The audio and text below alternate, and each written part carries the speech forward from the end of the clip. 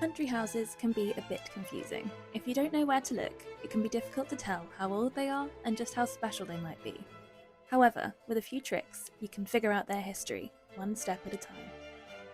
Hi, I'm Em. I'm a historian and I love country houses. In this series, we've been looking at some architectural features from each era to help decode some country houses.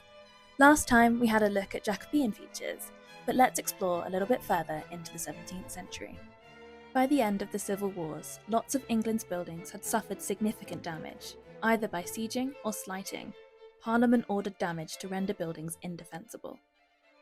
However, this meant that there was lots of opportunity for rebuilding and renovation, and some people were more keen than others.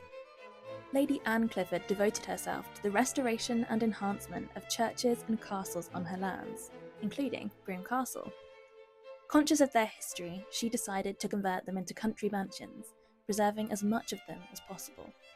However, focus wasn't only on restoration, and people continued to build new country and town houses throughout the interregnum and beyond, allowing for architects like Sir Roger Pratt to make a name for themselves. Along with others, Sir Roger was known for the introduction of a renewed European influence on English architecture. Artisan Mannerist design incorporated Jacobean, classical, and Flemish elements to create characteristics that defined country houses in this period. Features of this style were particularly European, with tall, hipped roofs and gabled dormers, as can be seen at the Bolsover Castle riding school range. Sir Roger Pratt himself was responsible for the building of Coles Hill House, which exemplifies a couple of features for us. In this engraving, you can pick out cross-mullioned windows and a very even structure to the house. This was moving away from the Palladian piano nobile, which ensured a much taller principal floor.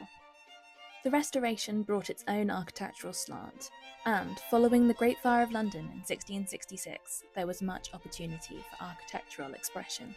New architecture was defined by extravagance, influenced by the European Baroque, and spearheaded by Sir Christopher Wren.